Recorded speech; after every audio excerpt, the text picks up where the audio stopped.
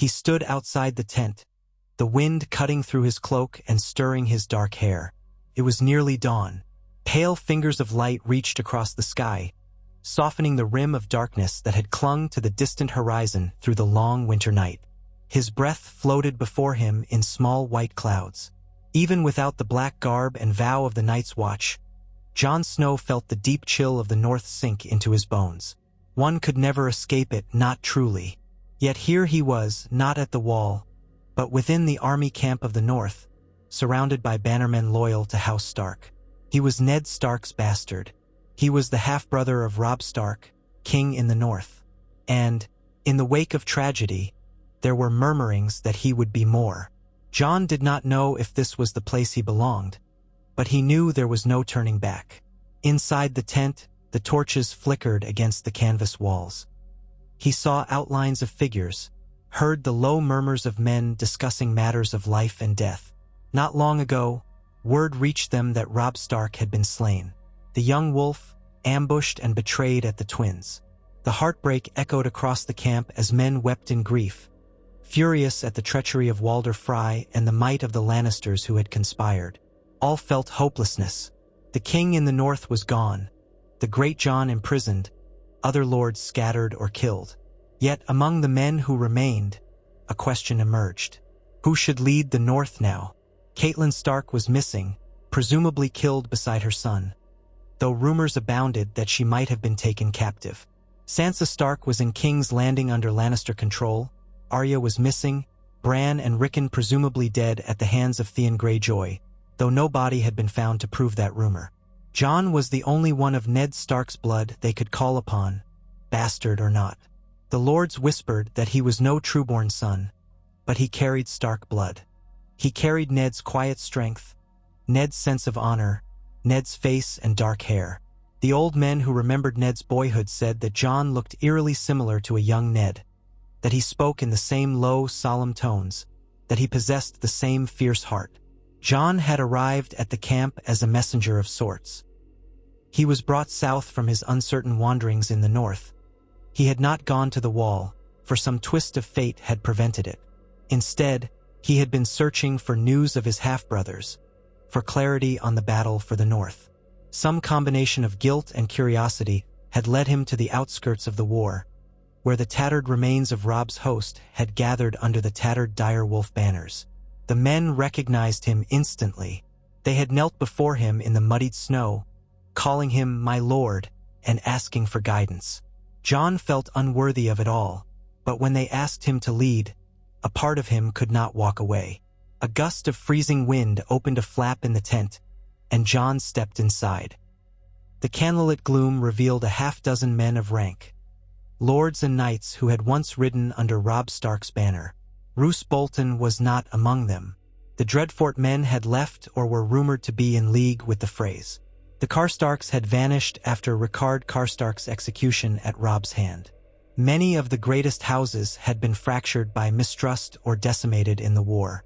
All that remained were houses like the Mormonts, the Glovers, the Serwyns, and a smattering of lesser-known bannermen. At the sight of Jon, they stood. He was startled by the respect in their eyes. Once upon a time, bastards would not have been so warmly welcomed by proud lords. But the war had changed them all. They had lost father figures, brothers, sons. The North was bleeding, and in their desperation, they saw in Jon the last vestige of Ned Stark's honor.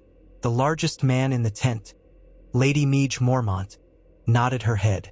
She was clad in a worn gambeson, her hair streaked with gray. Yet there was a stubborn set to her jaw that reminded Jon forcibly of the stories he had heard about the women of Bear Island. Beside her, Lord Galbart Glover cleared his throat. He and the others had been speaking for hours, discussing strategy, discussing survival, discussing leadership. Now their eyes rested on Jon. He spoke quietly, unsure of his own voice. The word is confirmed. Robb is gone. The last word stuck in his throat, as if by saying it aloud he would be making it true for all time.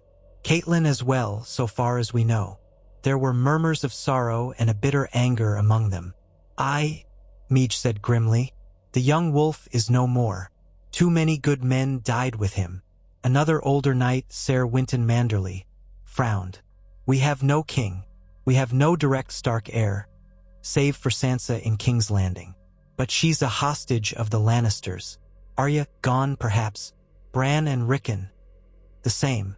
Jon lowered his gaze to the wooden table at the center of the tent. It was covered with maps of the north, lines drawn in charcoal, arrows for armies that no longer existed. Then what is the course? He asked softly. What do we do now?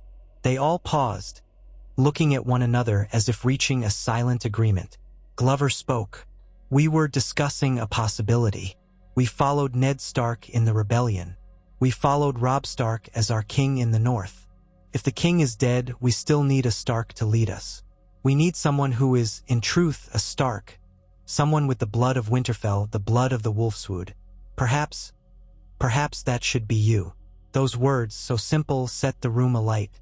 Jon felt it instantly. A shift in the air. A focusing of all eyes on him. He wanted to refuse. He was not legitimate. He was the bastard, raised amongst his siblings but never truly belonging. He had sworn to go to the wall to take the black once upon a time, but that path had vanished along with his illusions. Through a strange course of events, he had not taken the vow. He had roamed the north searching for purpose, and now, these men, battered by war and loss, were placing their hopes on him. He cleared his throat. I am no Stark by name. Meej's voice sounded like the scrape of steel. The name matters less than the blood. The men will rally to you, Snow, if they believe you stand for what your father stood for. We need that now more than ever. Lord Glover lifted a flask of some pungent spirit and took a small sip before handing it around. His voice trembled with the toll of war. We do not have many choices left. The Boltons have shown their true colors or will soon. The Freys are traitors.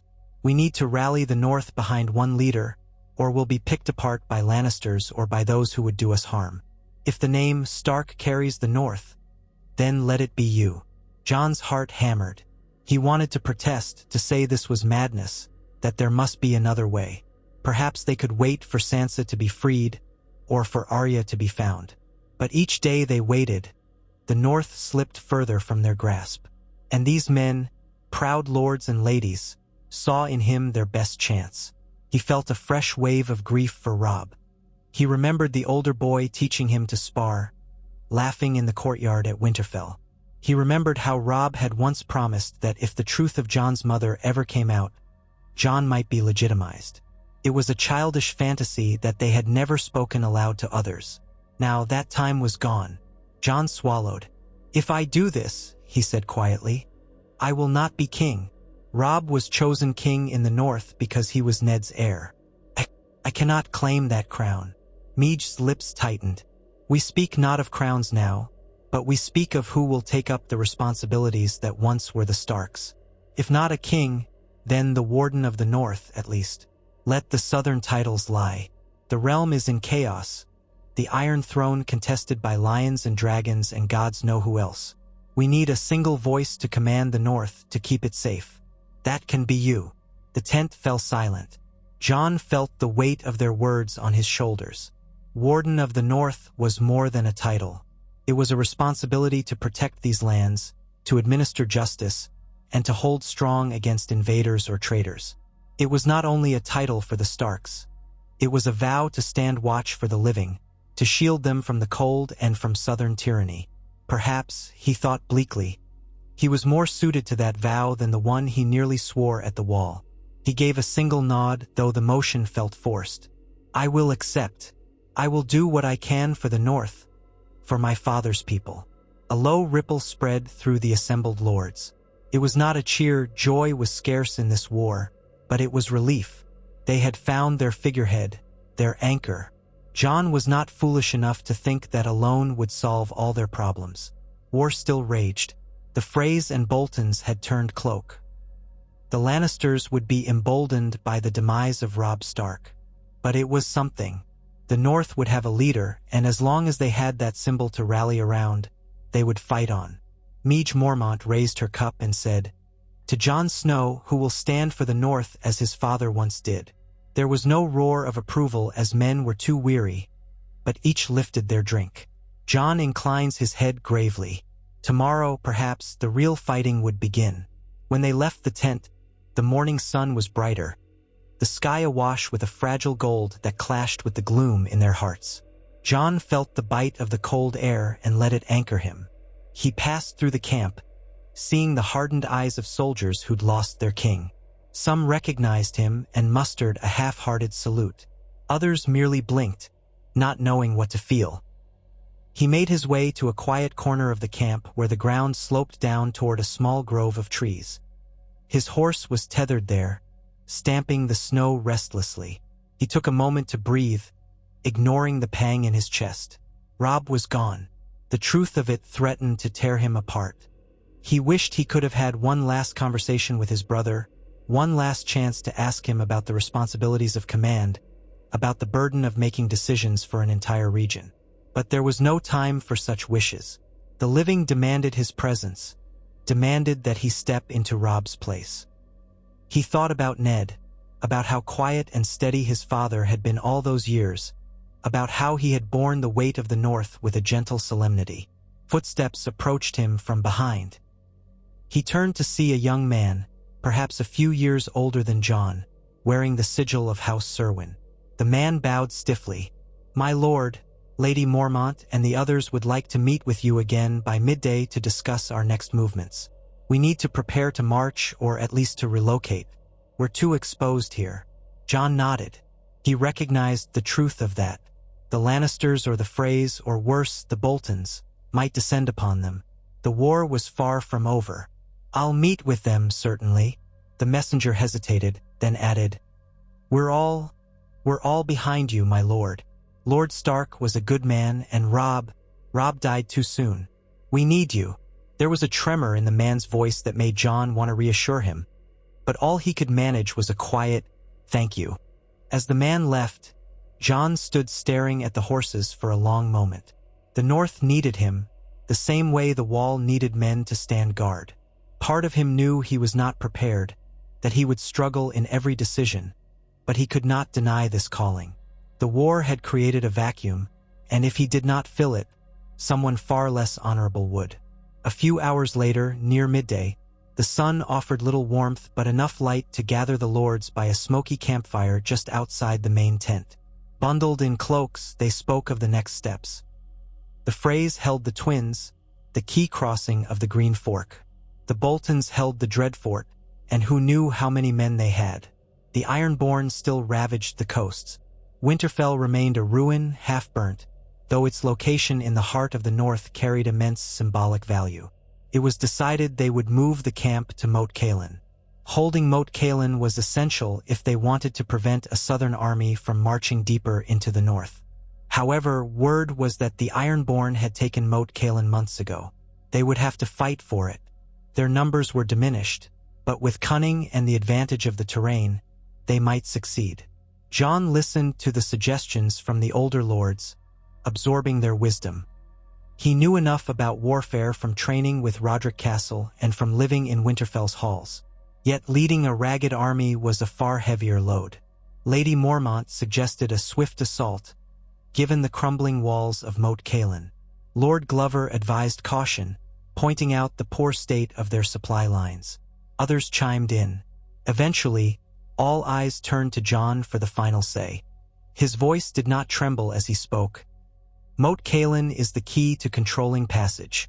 If we let the Ironborn remain there, we open ourselves to a southern invasion. We must retake it, but we will be careful. Send a small scouting party first, see how many hold it, and if they are short on supplies themselves. If we can starve them out or parley, so much the better. The fewer men we lose, the better. The North cannot afford more bloodshed." There were nods around the circle. Meage Mormont's gaze was direct. "And what of Winterfell?" Jon exhaled, seeing the flicker of longing in each face.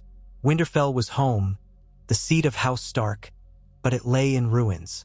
Winterfell is our heart, but the Ironborn and any other opportunists are less likely to hold it so long as it's burned and half destroyed. First, we secure Moat Cailin. Then we see to Winterfell. It was a measured plan. The men understood. They would not race headlong into a glorious attempt to reclaim a half-ruined castle. Survival and strategic value came first. That evening, the orders were given to break camp. The men packed up their meager supplies, tents were struck, and horses readied. Winter threatened heavier snows in the coming days, and the roads would only get worse. With a sense of grim determination, they set out for Moat Cailin. Jon rode near the front, flanked by Lady Mormont and Lord Glover, with other lords arrayed around them. The soldiers trailed in battered lines, carrying the banner of the direwolf still, though it seemed to hang heavier with each step. During the long ride, Jon found himself slipping into memory. He recalled the last time he had visited Moat Cailin, traveling south for King Robert's journey to Winterfell. Then, he had been little more than a boy overshadowed by his father, by Robb, by the excitement of seeing the king. Now, in this bleak present, that memory felt like it belonged to another life entirely. They made slow progress, and at night they huddled around fires, discussing each day's small triumphs and challenges. Some men had frostbite, some had injuries from earlier battles that still festered. Food was rationed with care. Jon helped where he could, distributing supplies, talking to soldiers to keep morale from collapsing. He was not Robb. He would never have the kingly aura or the raw presence of the young wolf. But he could be Jon Snow, caring for these men, ensuring that their concerns did not go unheard. As they trudged day by day, rumors spread through the camp. Some said that Roose Bolton had been named Warden of the North by the Lannisters for his role in betraying Robb Stark. Others said the Freys now held Riverrun under siege and were forcing the Tullus to capitulate. Even darker whispers spoke of monstrous things beyond the wall, white walkers in the swirling snow. Jon felt a chill at that. He had always believed the tales old Nan told, some part of him that recognized the North's ancient horrors. But with the war and strife, few had time to worry about old ghosts. Eventually, the scouting party returned from Moat Cailin with news that the Ironborn garrison there was small and exhausted. The men from the Isles had grown sick from the bogs and were low on supplies. They might be persuaded to surrender in exchange for free passage back to the sea. Yet there was the question of whether any Ironborn ever truly surrendered. Jon conferred with his advisors. Better to try diplomacy first, he reasoned. We do not want to lose men in an assault. If they refuse, we'll have to lay siege. Lady Mormont spat into the snow. If they've hurt our people, we should give them no quarter. Galbart Glover, however, pointed out that we cannot fight every foe to the death. If they're weakened and open to reason, it may be wise to let them flee. We gain Moat Cailin without losing more men. The Ironborn are no threat if they slink back to their isles. Jon listened to both sides. He felt that flicker of Ned Stark's wisdom telling him that mercy when possible saved lives and built alliances, or at least minimized enemies. But was mercy naive against a foe like the Ironborn? He thought of Theon Greyjoy's betrayal of Winterfell, how Theon had grown up a hostage ward in Winterfell's halls and still had turned on them. Yet mercy had its place. In the end, Jon decided they would send a rider under a flag of truce with terms of surrender. If the Ironborn laid down their arms and released any captives, they would be allowed to depart by ship from the nearest port. If they refused, they would face a siege. The men accepted this plan, though Lady Mormont's brow remained furrowed with barely contained anger. Approaching Moat Cailin felt like stepping back into an older, darker time. The ruined towers and fallen stones of that ancient fortress loomed out of the mist of the swamplands, partially overgrown with moss and twisted vines. The ground was treacherous, thick with mud and hidden sinkholes. Crows circled overhead in disquieting numbers. The scattered watchfires of the Ironborn flickered among the rubble. Under a white banner, a knight from House Serwyn and two others approached the gate to deliver Jon's terms. Silence greeted them from the Ironborn. A full hour passed before a single gaunt figure emerged atop the half-collapsed wall. He shouted something coarse in the accent of the Iron Islands, but from the distance the watchers only caught the gist. He demanded parley with the northern commander directly. Jon considered it carefully. Going into the fortress was a risk, but showing fear would not help. He nodded to Meege and Glover. "Hold the line," If I do not return by nightfall, you know what to do." He rode forward with a small escort, the white banner held high. The gate was open just enough to allow them through. Inside, the stench of sickness and damp decay was overwhelming. The Ironborn had turned the courtyard into a makeshift camp. Their men looked hollow-cheeked, many covered in sores and coughs racking them every few minutes. Jon scanned the place, noting how they were ill-prepared for a lengthy fight. A tall man with a salt-stained beard came forward. He wore the Kraken sigil of House Greyjoy, though it was tarnished with mud and rust. His eyes were suspicious, yet not without a flicker of desperation. "You're the one leading these Northmen?" Jon dismounted. He felt the mud suck at his boots. "I am Jon Snow, Warden of the North, by the will of the Northern Lords. I've come to offer you terms." The man spat onto the ground, his contempt for the North only overshadowed by his fatigue. "Warden of the North, is it? You're barely more than a boy." Jon stood firm. "I'm old enough to know you're beaten. Look around you. Half your men are on death's door. You're cut off. There will be no relief from the Iron Islands." The Ironborn looked around at his fellows, some glancing away in shame. Then, as if mustering the last of his pride, he said, "I am known as Harrag Pike. You offer terms, you say. Speak them, so we can laugh or decide." Jon spoke clearly, so all the assembled Ironborn could hear. "Surrender the moat. Lay down your arms. Free any prisoners you hold. In return, we will let you depart unharried. You may take your wounded and return to your ships if you have them, or find a way back west if that suits you." Harrag's eyes narrowed. "We have no ships. The Storms and the Boltons saw to that. And if we lay down our arms, what's to stop you from slaughtering us?" Jon shook his head. "My word, I will not have more blood if it can be spared. The war has killed enough men on all sides. But if you refuse, we will besiege this fortress and cut off your supplies. No one enters, no one leaves, until you're all dead. Your choice." A woman's voice rose from among the Ironborn ranks. "The North doesn't take kindly to kneelers. They'll kill us the moment we surrender." Jon raised his voice so she could hear. "The North remembers. We remember treachery, but we also remember our oaths. I have no desire for needless slaughter. You're far from home and outmatched. Choose life or choose death. That's all." Harrag's gaze shifted among his people. He saw them covered in sores, half-starved, morale shattered. His hand tightened on the hilt of an axe, but he did not raise it. At last, he bared his teeth in a grimace that might have been resignation. "We'll take your damned surrender, but if you go back on your word, I'll have your head before my last breath." Jon gave a curt nod, relief tinged with tension. "So be it. We'll open the causeway and let you leave by midday tomorrow. If we find any Northmen harmed or any new treachery, the deal is void." They glared at each other with the mistrust of old enemies. But something in Harrag's shoulders sagged. He was tired of fighting a war that no longer served any purpose for him. He gave Jon a short nod. The arrangement was made. As Jon left Moat Cailin, he caught glimpses of the horrors within. Makeshift pyres for the dead, putrid water that had led to disease, men too weak to lift a sword. War had stripped all illusions of glory from him. It was brutal, ugly, and took men who once had pride and turned them into wretched shells. Outside, he informed the northern host of the agreement. Some men grumbled that the Ironborn deserved no mercy, but the majority saw the logic of it. By the next day, a weary column of Ironborn survivors trudged out of the fortress under watchful northern eyes. They were escorted a distance away, then left to wander. Some likely would not survive the swamps, but that was their path to choose.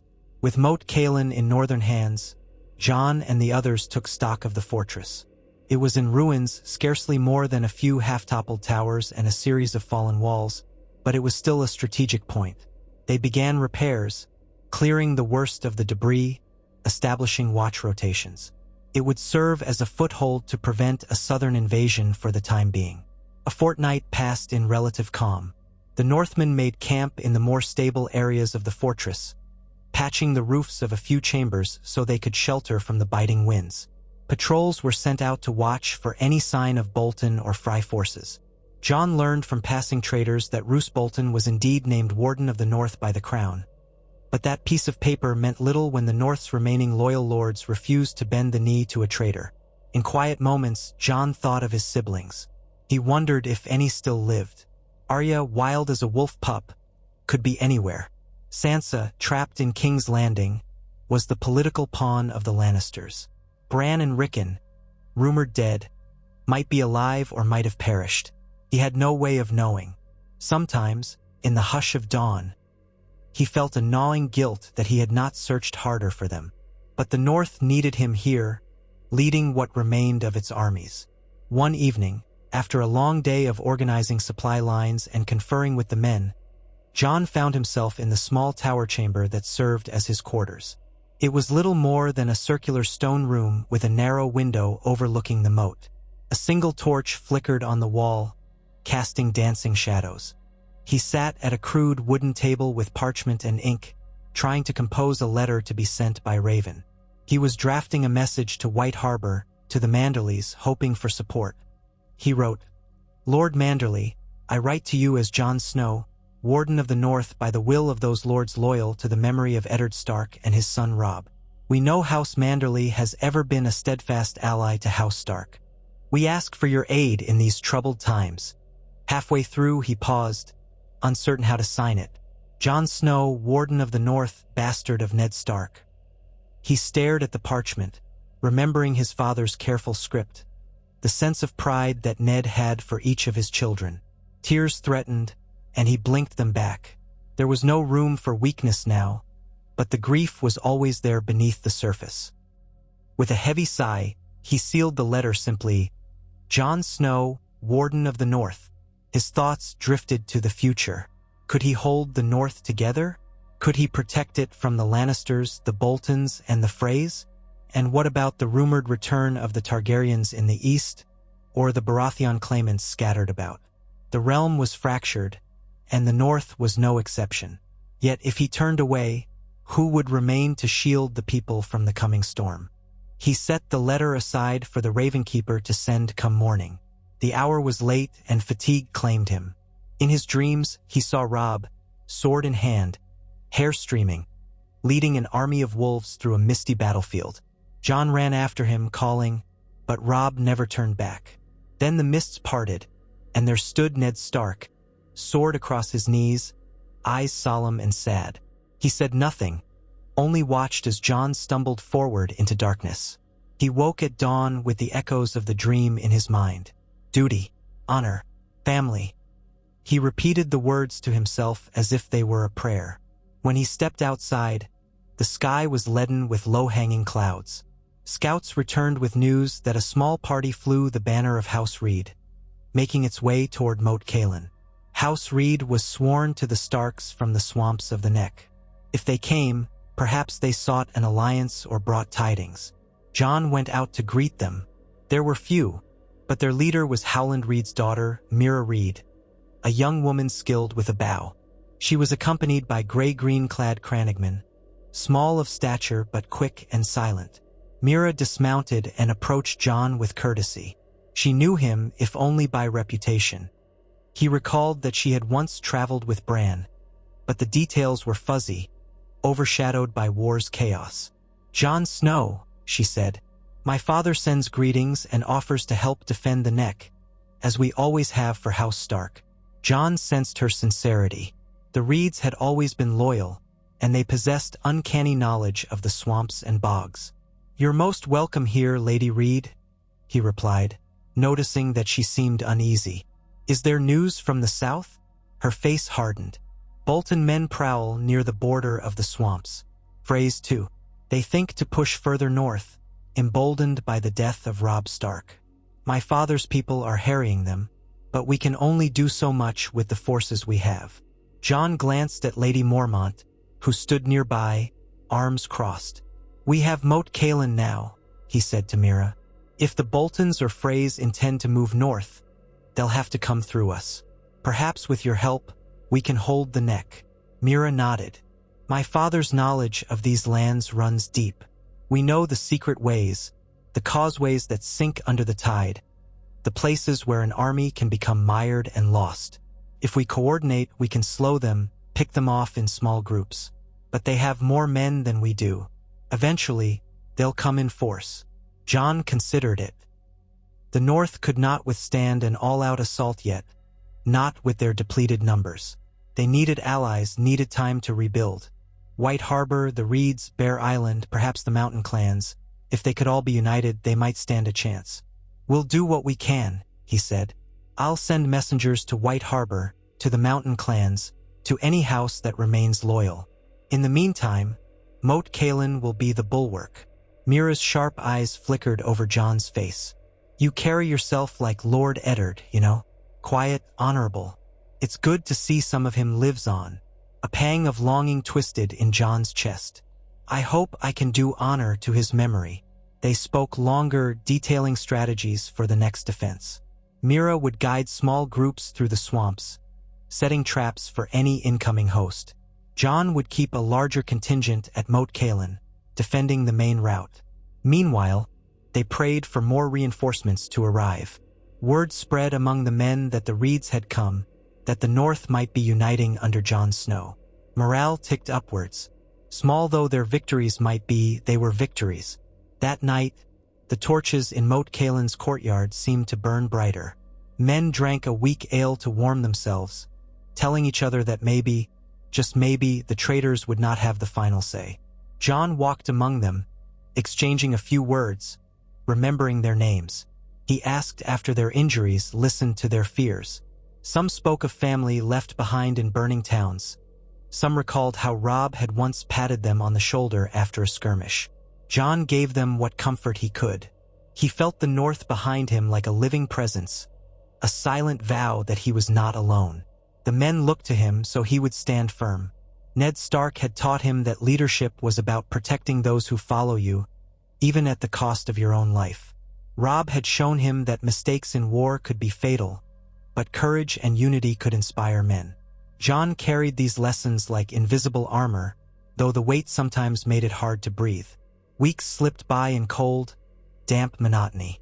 Patrols clashed with small groups of Bolton or Fry scouts. Skirmishes flared on the edges of the swamps, leaving bodies half-sunken in the muck. Each time, the Northmen held, using the advantage of terrain. The Freys were not adept in the next bogs, and many a man vanished after stepping into a dark patch of water that looked solid but was not. The Reeds struck at night with deadly precision, silent as ghosts. The Bolton men were cruel, but they had little heart for a long campaign in the punishing environment. Still, it was only a matter of time before a larger host would be sent north under Roose Bolton's command. Rumors said that Bolton had taken the title of Warden of the North from the Lannisters, that he had placed his bastard son Ramsay in Winterfell, trying to rebuild it as a seat of their power. The thought made Jon's blood boil. Winterfell in the hands of the man rumored to be a monster, flaying foes for sport. Despite the anger, Jon knew better than to lead a reckless assault on Winterfell without enough men. They needed to consolidate. Letters continued to be sent by Raven to all corners of the north, to House Manderly at White Harbor, to the scattered Umbers in the far north, to any living Serwins, Tallhearts, or others who might rally. A few responded, offering men, supplies, or words of support. Others had been too shattered by the war, unable to break free of the Boltons' iron grip. Amid these grim tidings came a small ray of hope, a reply from White Harbor, bearing the official seal of Lord Wyman Manderly. The letter stated that Manderly remembered his oaths to House Stark, that he viewed Roose Bolton's treachery with abhorrence, and that White Harbor still had enough ships and men to make a difference. While outwardly, to placate King's Landing, Lord Manderly might appear neutral, he had not forgotten the lessons of Ned Stark's honesty or the injustice done to Robb. He pledged a force to join Jon at Moat Cailin once the snows eased enough for travel. Jon gathered his advisors to share the news. Lady Mormont, who seldom smiled, permitted a small curve of her lips. That fat old lord may still have some bite in him. Good. We'll need the Manderlys if we're to take back Winterfell someday. Lord Glover nodded. If Manderly joins us, Perhaps others will follow. We might have half a chance. Jon felt a surge of cautious optimism. We'll hold Moat Cailin until they arrive. Then, once we have sufficient forces, we can plan our move to retake Winterfell. If the Boltons are as cruel as we hear, the small folk will rise to our side if we give them reason. Yet as soon as a plan took shape, fate conspired to test them. One drizzly morning, scouts raced back to camp with word of a larger Bolton contingent approaching from the east. These were not mere scouts, but an entire war party. Perhaps Ramsay Bolton himself led them, though the scouts could not confirm. They carried the flayed man banner, a sight that churned Jon's stomach. There were more than 2,000 well-armed, marching slowly but surely in their direction. Jon's force at Moat Cailin had grown a bit since capturing the fortress, bolstered by smaller houses and some mountain clan mercenaries. But the total was still fewer than 2,000. Defending Moat Cailin gave them an advantage, but if the Boltons had siege equipment or the patience to starve them out, it would become a grim struggle. They had to prepare. Jon ordered the walls to be shored up as best they could. Traps were laid in the swamps. Men from House Reed guided small raiding parties to harass the Bolton columns at night. For days, tension mounted as the enemy drew closer. At last, Bolton outriders appeared on a distant ridge, their flayed man standard wagging in the frigid wind. Jon stood atop a collapsed tower, looking out over the causeway through a spyglass. The Bolton forces fanned out, forming a wide encampment beyond the nearest bog. They did not approach Moat Cailin directly. Perhaps they hoped to lure the Northmen out, or perhaps they were waiting for additional reinforcements. Night fell, and the torches of both sides flickered in the darkness like two constellations locked in place. Jon convened with his most trusted advisors. "They have the numbers," he said, "but they'll have to come through the bogs to reach us. We know the safe paths. They do not." Mira Reed nodded.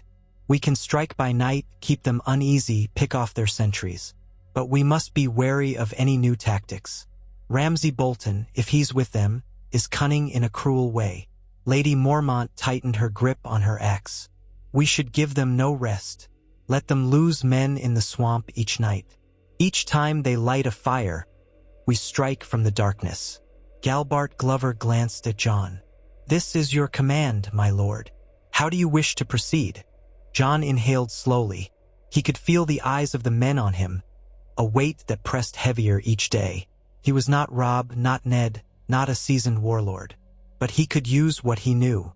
"We'll do as Lady Mormont suggests. Night raids, constant harassment. Force them to keep watch at every corner. They'll grow tired, lose men. If they attempt a direct assault on Moat Cailin, they'll be bottlenecked and will strike from the walls." In that meeting, they shaped the strategy that would define the coming weeks. The next evening, small groups of Crannogmen and Northern Rangers slipped into the bogs with blackened faces, moving as silent as the wind. They found Bolton sentries, dispatching them swiftly. They lit small fires in the distance to draw away patrols and then vanished into the swamp. Every night, the Boltons lost a handful of men, a few supply wagons, or a piece of siege equipment stuck in the mire. Soon, the Bolton camp became a place of fear and suspicion. Ramsay, if he was indeed there, responded with brutal reprisals, torturing captive scouts, killing any local peasants. But the North's night raids did not relent. Each dawn, Moat Cailin stood defiant. Yet the defenders were not without loss. A few raiders did not return from missions. Some men were found with flayed strips of skin, a grisly calling card of the Boltons. The psychological toll was high. Each day, Jon walked the ramparts, offering what words of encouragement he could. He wished he had Robb's commanding presence, but he gave them all he had.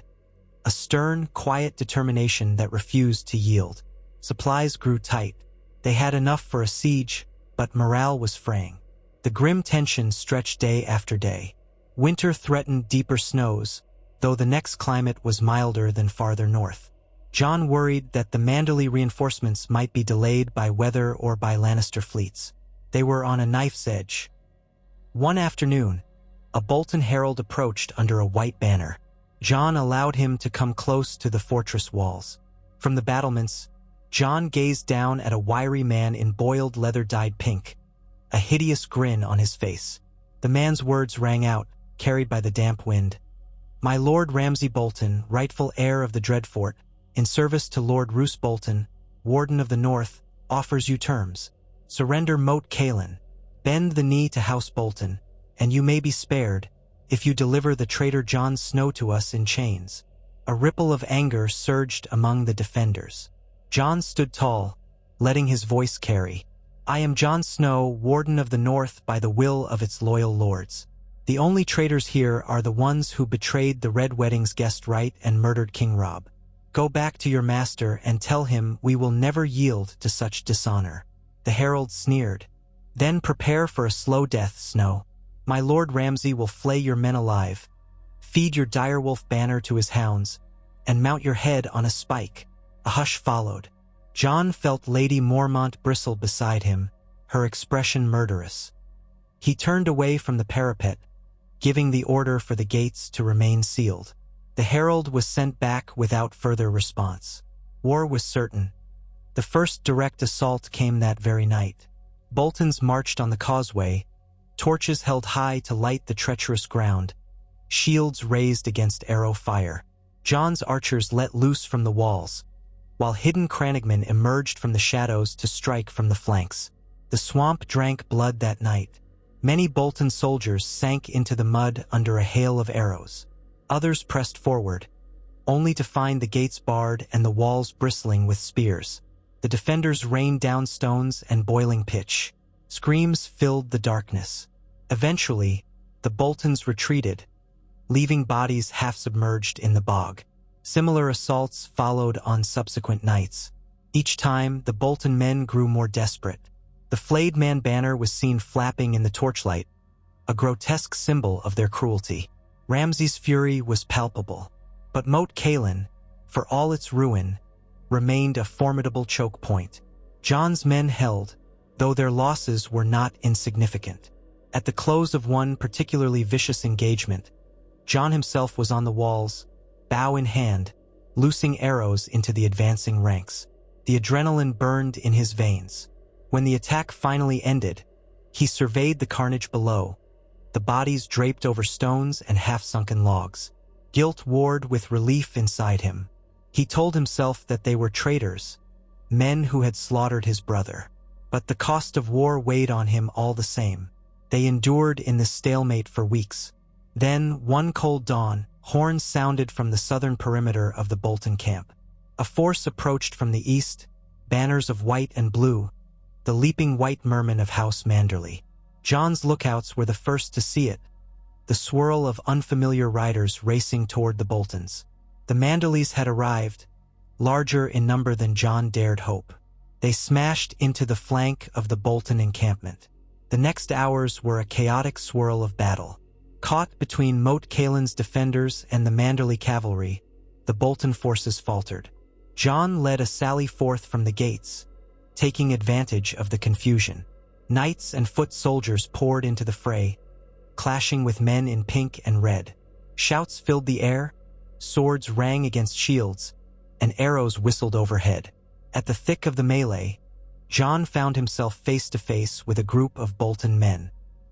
He fought with the skill taught to him in Winterfell's yard, parrying one blow and driving his sword through the gap in another man's armor. Lady Mormont and her daughters fought like fierce bears, roaring as they tore through the ranks.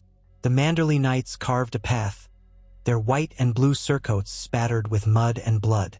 Somewhere in the chaos, a man with pale eyes and a sneer on his lips darted through the fighting, brandishing twin blades.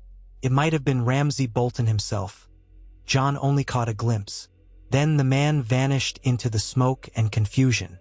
When the dust settled and the screams faded, the Bolton host was broken. Some were captured, others fled into the swamps. Ramsay, if it was indeed he, escaped, cursing and spurring his horse away. The Northmen cheered, exhausted yet triumphant. The siege of Moat Cailin was lifted. Lord Wyman Manderly himself arrived, a mountainous man astride a stout horse, sweat dripping from his brow. He greeted Jon Snow with a hearty embrace that belied his bulk. "You've done well, Lord Snow. Word reached me of your stand here. We rode as fast as we could. The Lollerdam storm slowed us, but we have come to help avenge the Red Wedding and restore the Stark's rightful place in the north." Jon's heart clenched at the mention of the Red Wedding. "We are grateful, my lord. The North thanks you." Manderly nodded gravely. "I pledged to Robb once. Now I pledge to you, for as long as you hold true to the values of your father, Ned Stark. Winterfell must be freed of Boltons. The North must stand united." In the aftermath of the battle, they tended the wounded. Jon's men were weary, battered by weeks of siege, but their spirits soared. They were not alone in this fight after all.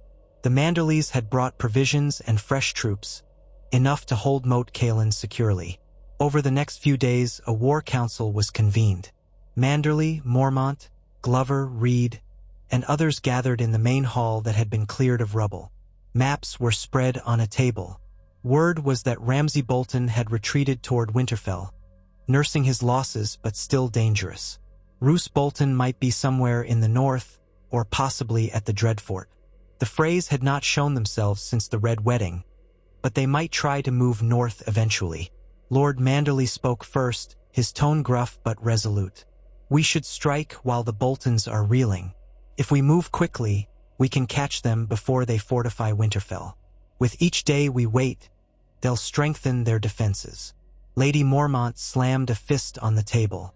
"The Boltons will never stop until we drive them out. They'll terrorize the small folk, flay any who defy them, and claim to speak for the North. The sooner we end them, the better." Galbart Glover tugged at his beard. "We must plan carefully. Winterfell is in partial ruin, but it's still formidable. They can hold it against a larger force, especially if Roose Bolton returns with more men. And we cannot be sure if the Freys might join them." Mira Reed added quietly, "But the small folk in the region hate the Boltons. If we approach carefully, we might rally them to our side. Starving the Boltons out could be an option." Jon listened to them all, then lifted his gaze to the banner hung behind the table. The Stark direwolf on a field of gray. Even though he was a Snow, that banner meant something deep in his bones. It reminded him of all he had lost, all he sought to protect. "We will take back Winterfell," he said softly, "and we will do it soon. We have the advantage of momentum now. The Boltons have shown themselves weak outside their stronghold. But we must also remember that each step could cost lives. We plan our approach with care, gather what allies we can, and when the time is right, we strike." A hush followed, broken only by the crackling of the torches. One by one, the lords and ladies around the table nodded. The spirit of resistance was there, coalescing. They had held Moat Cailin, dealt a blow to the Bolton host, and proved that the North would not bow to traitors. They were no longer a fragmented band of survivors, but a unified army under Jon Snow's leadership. In the ensuing days, messages were dispatched to hidden Stark loyalists, urging them to join the cause. Some from the mountain clans arrived, tough men with thick accents and boundless pride, eager to fight. A handful of disaffected lords who had been coerced by the Boltons sent word that they were prepared to rise up if given a chance. Jon took counsel with each group, forging a broader alliance. Quietly, he began to arrange the forces that would eventually converge on Winterfell. The plan called for multiple columns, one from Moat Cailin, led by Jon himself and Lord Manderly, another from the swamps, guided by the Reeds, and one from the north if the mountain clans could circle around to cut off the Dreadfort. All the while, the winter winds blew colder, an ominous reminder that time was not on their side.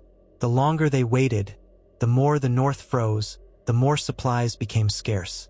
At last, the final decision was made. They would march on Winterfell. The day they set out, Jon walked through the courtyard of Moat Cailin, watching the men form into ranks.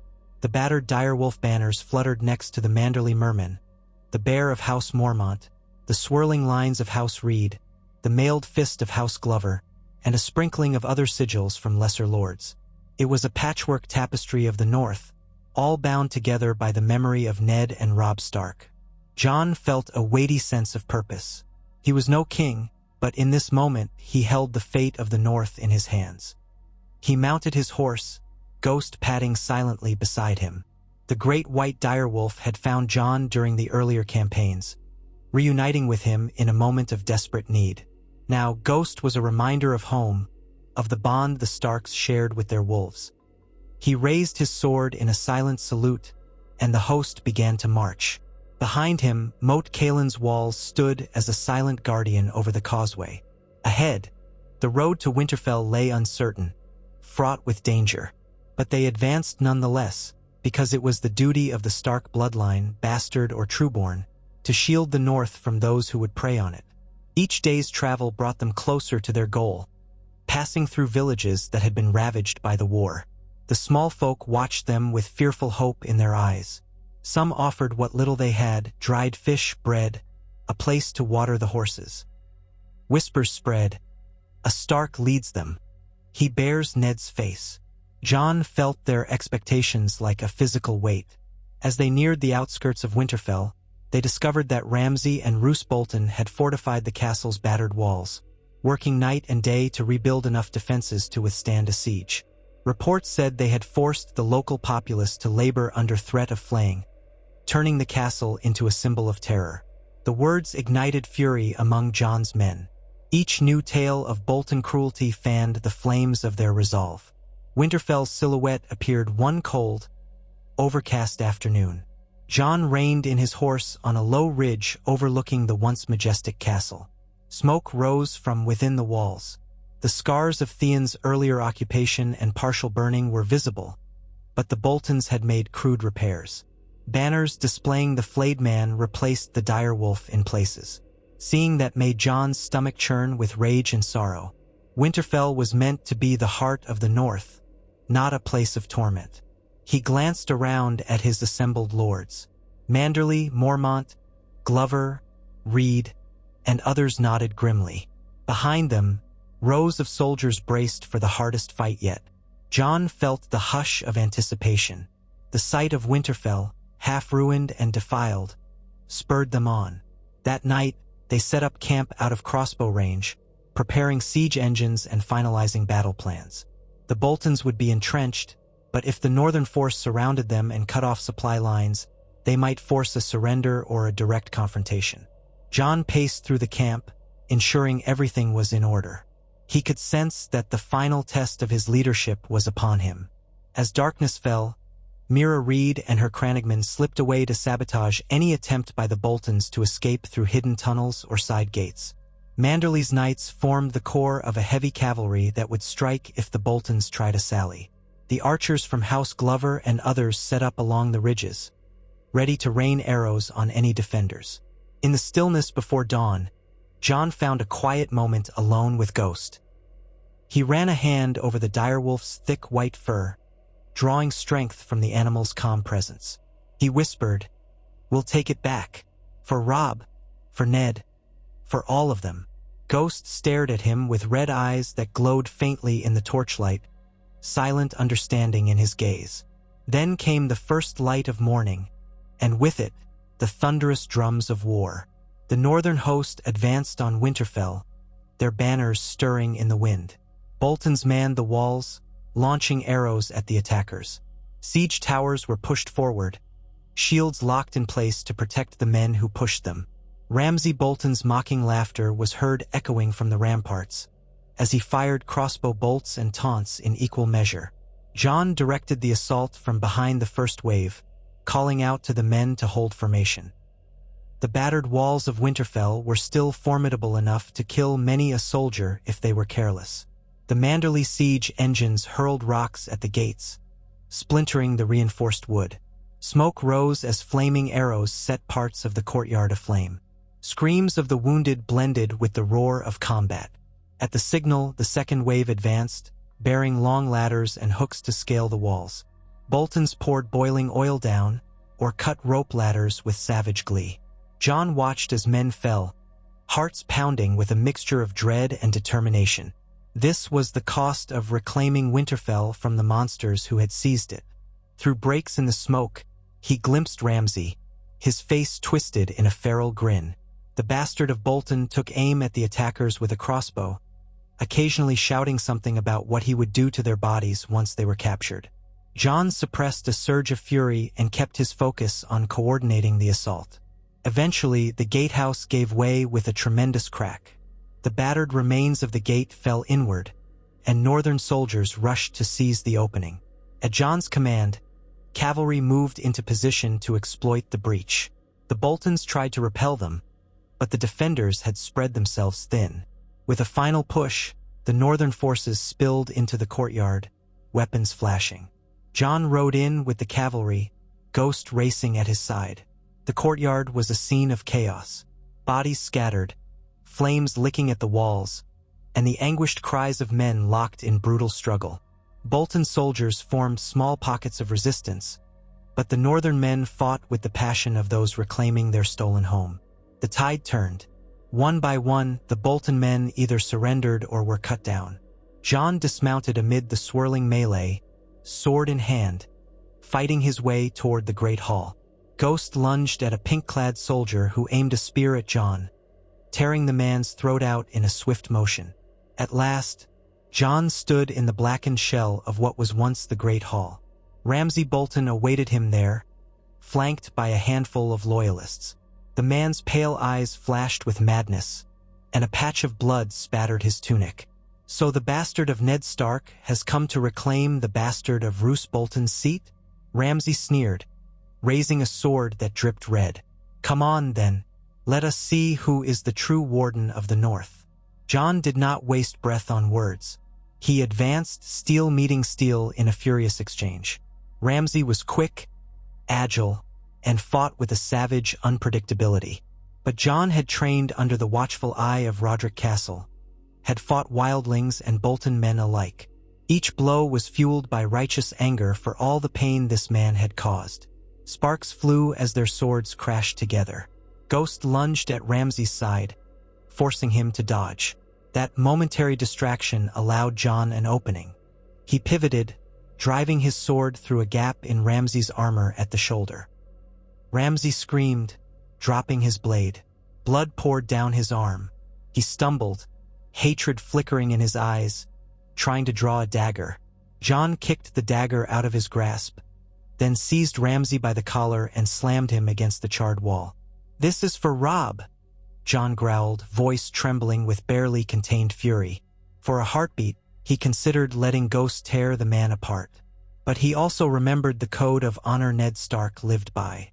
Even traitors deserve justice, not brutality. Ramsay sneered through his pain, spitting blood. "You're as weak as the rest of your lot. Do it, Snow. Show me you're not just a frightened boy." Jon stared into Ramsay's twisted face and felt nothing but contempt. "You'll answer for your crimes before the assembled lords of the North." That was all he said. Then he wrenched his sword free, letting Ramsay collapse to the ground. Across the courtyard, the battle was ending. The flayed man banners were torn down, replaced once more by the direwolf. The battered remains of Winterfell had been reclaimed. Survivors emerged, battered and bloodied, but exultant. They had done it. The North had reclaimed its heart. That night, they lit torches throughout the castle. Those who had been held captive in the dungeons were freed, weeping in relief. The bodies of the fallen were gathered for a proper burning or burial. Ramsay Bolton, gravely wounded, was dragged to a cell to await trial by the northern lords. Jon walked the snow-dusted corridors of Winterfell, memory colliding with reality. He passed places where he had once walked with Robb, with Sansa, Arya, Bran, Rickon. Ghost padded beside him, nose twitching at old scents half buried under smoke and ash. It was a bittersweet homecoming. They had taken Winterfell from the traitors, but at such cost, and with so many empty places where family should have been. In the Great Hall, they gathered what was left of the Highborn. Lord Manderly congratulated Jon, hailing him as the rightful protector of the North. Lady Mormont raised her voice in support. The other lords echoed it. A cheer went up, ragged from exhaustion but carrying genuine pride. Jon stood at the high seat, Ned Stark's seat. Felt wrong to sit there, but as Warden of the North, it was his responsibility to restore the seat of House Stark. He allowed himself a single moment to close his eyes and feel the presence of his father, of Robb, of the family lost. Then he faced the battered, hopeful faces of the Northerners who stood with him. "We have reclaimed our home," Jon said, voice resonating in the hall. "Winterfell belongs to the North once more. Let every man and woman know that we stand against betrayal and cruelty. Let them know that the North will not be cowed by false wardens or by Southern threats." A murmur of agreement swept the room. The men who had survived the war nodded to each other, weary but resolute. The lords who had risked everything to follow a bastard son of Ned Stark into battle felt vindicated. Outside, the snow began to fall more heavily, blanketing the courtyard in white. In time, repairs would make Winterfell whole again. In time, the scars of war might fade, and the North could find a semblance of peace.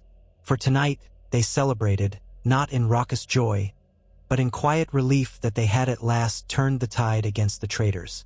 Jon lingered in the courtyard after the gathering, watching the snow drift around the familiar walls. He could almost see the ghosts of his siblings running through the yard, laughter echoing off the stones.